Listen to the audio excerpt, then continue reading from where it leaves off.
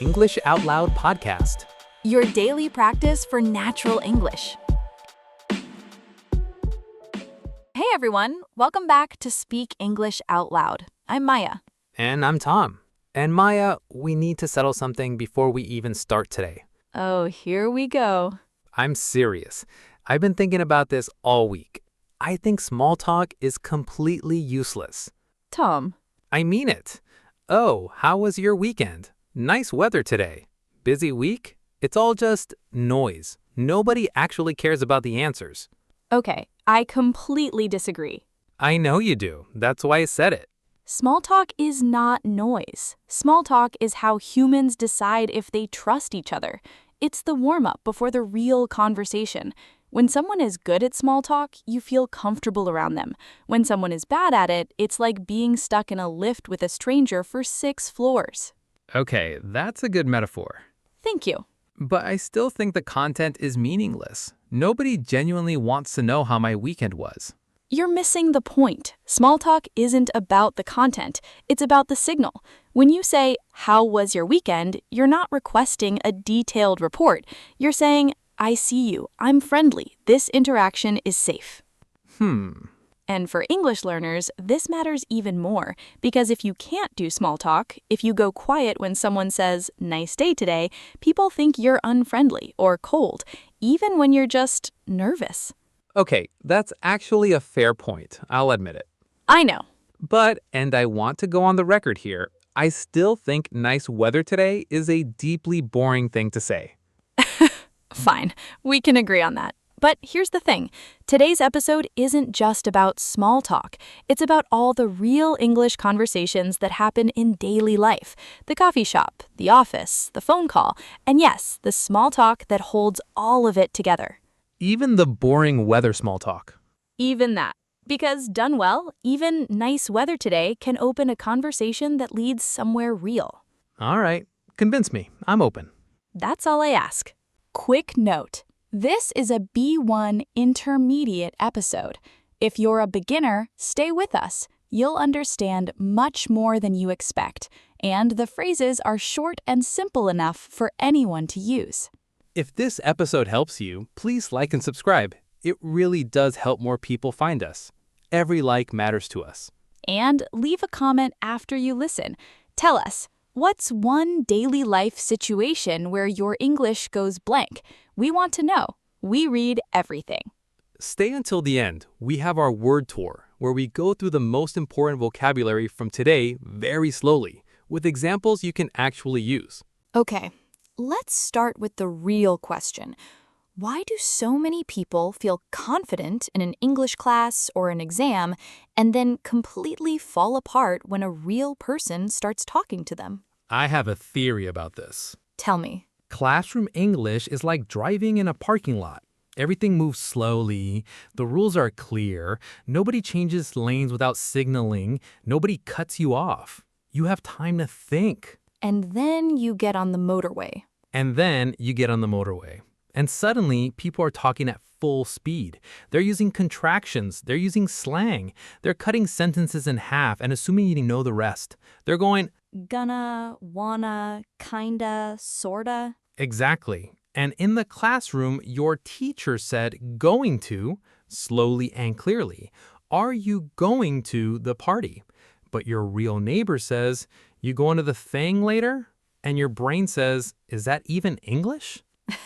Yes, and the other thing, in a classroom, both people are trying to communicate.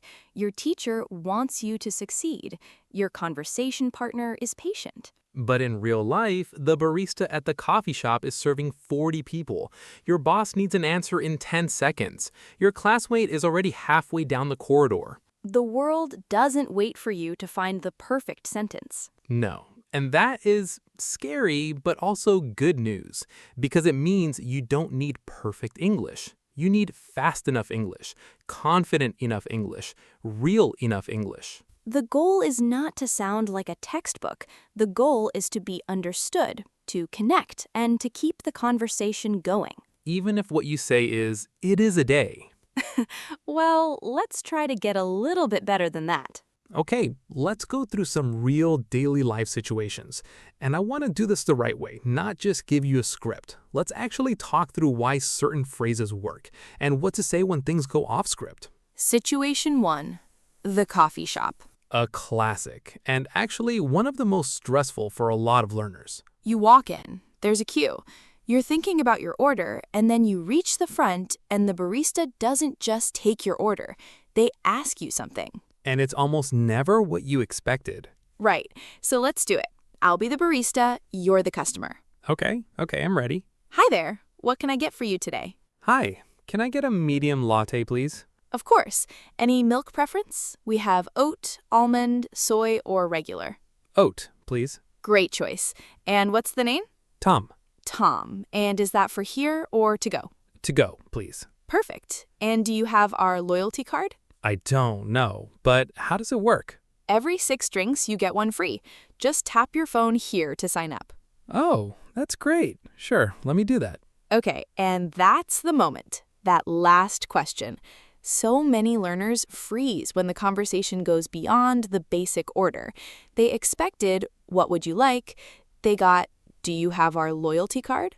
And your brain is still on the latte. You're not ready for the loyalty card. Exactly. So the key phrases to know for any coffee shop or any shop are the recovery phrases, things you can say to buy yourself a second. Like, oh, I'm not sure actually. Or, how does that work? Or, sorry, could you say that again? These are not weak phrases. They are native speaker phrases. Everyone uses them. They keep the conversation going without panic. And the other thing, it's perfectly fine to say, sorry, my English is still improving. Could you speak a little more slowly? Most people will immediately slow down and they'll respect you for asking. Because it takes confidence to ask for what you need. Okay, the hardest one for me personally, small talk. Why is small talk so hard? Because, and I think this is the real reason, it feels pointless. You're talking about the weather, the weekend, how busy everything is. Nothing of substance.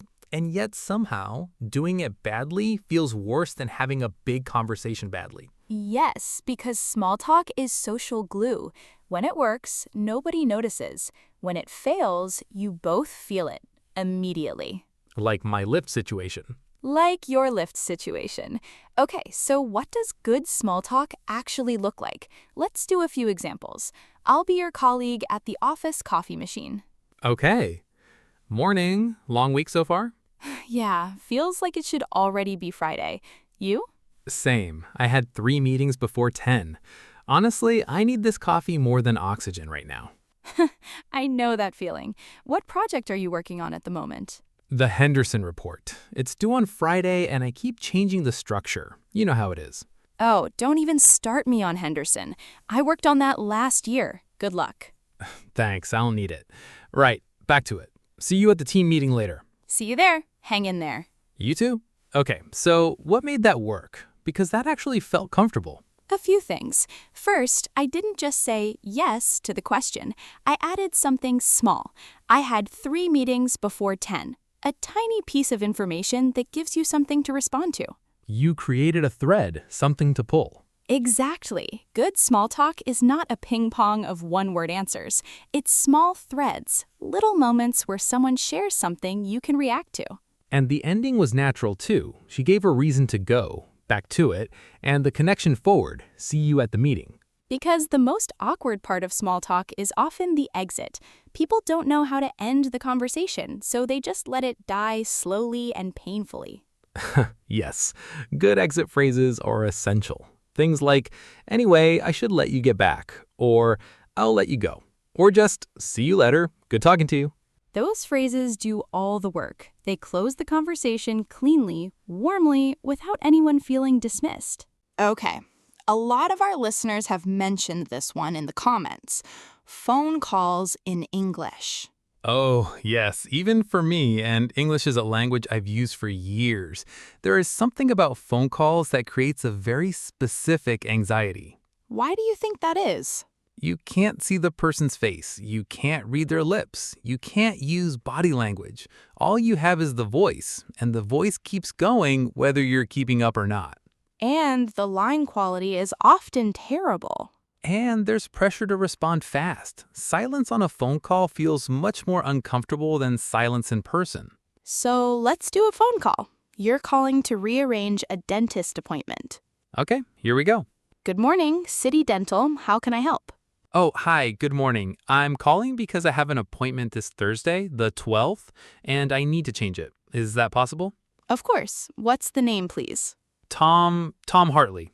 Let me just pull that up. Yes, I've got you here at 2:15 on Thursday. Is there a particular reason you need to change it? I have a work meeting that just came up. I'm sorry for the short notice. No problem at all. What days work better for you? Would next week be possible? Mornings are best for me if there's anything available. Let me check. We have Monday at 9:30 or Wednesday at 10. Wednesday at 10 would be perfect. Thank you so much. I'll move that across for you now. So that's Wednesday the 16th at 10 a.m. Is the number we have for you still the best contact? Yes, that's fine. Great. See you on Wednesday. Bye. Thank you. Bye. Okay, a few things to highlight there. I started with, I'm calling because. That phrase is essential on a phone call. You tell the person immediately why you're calling. No build-up, no small talk, just the reason. Because the person on the other end has no idea why you're calling. They want to know immediately. And I'm sorry for the short notice. That phrase is so useful in everyday English. Anytime you're doing something last minute, that phrase helps enormously. And I used would be possible rather than can I change it. Slightly more polite, slightly more formal for a phone call. Exactly. On phone calls, a touch more formal usually lands better.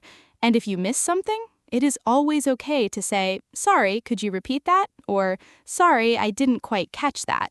Every native speaker says this. Okay, our mission for today. And this one is simple, but it requires you to actually go outside and do something.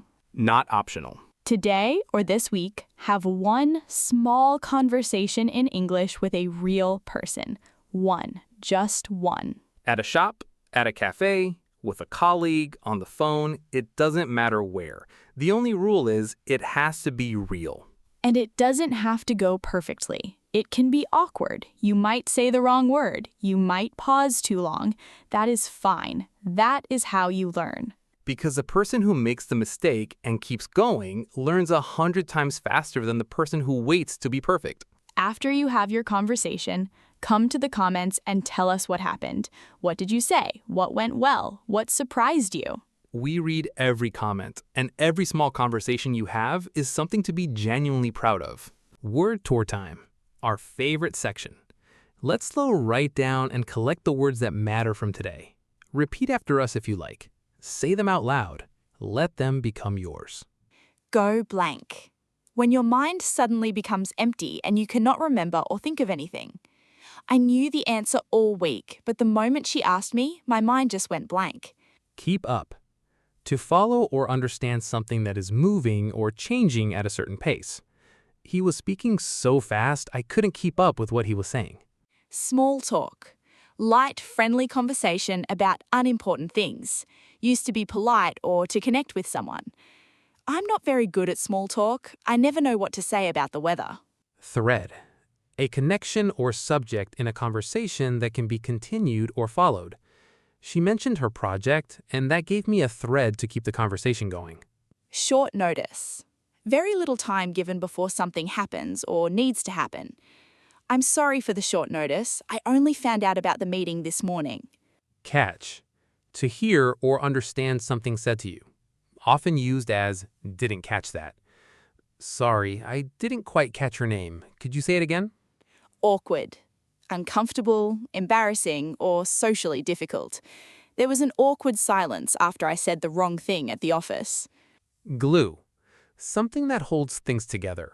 Used here as a metaphor for social connection. Small talk is social glue. It makes conversations feel natural and comfortable. Rearrange. To change the time or plan for something that has already been organized. I need to rearrange my dentist appointment. I have a conflict on Thursday. Hang in there. An encouraging phrase meaning stay strong, keep going, don't give up. You've got a lot on this week, I know. Hang in there. It'll get easier. Before we sign off, I want to say something to anyone who found today's conversations a little fast or a little challenging. Go ahead. That feeling, that slight stretch, that slight discomfort, that is exactly where learning happens. Not in the comfortable zone, not in the easy zone, right there at the edge, where something is almost within reach. And every episode you listen to, even if you only understood 70%, your English moved forward. Quietly, invisibly, but really. So stay with it. Listen again if you need to. Replay the word tour. Practice the dialogues out loud with a friend or on your own. Because the version of you who says, "it is a day" to their neighbor, they are temporary. The version of you who says, "long week so far? I needed this coffee more than oxygen." That person is coming. They just need a little more practice. Leave us a comment, like, and subscribe if this helped you today. Share it with someone who needs more confidence in their daily English. This is Maya. And this is Tom. You've been listening to Speak English Out Loud. See you in the next one. Bye. Bye, everyone, and good luck at the coffee shop. You'll do great.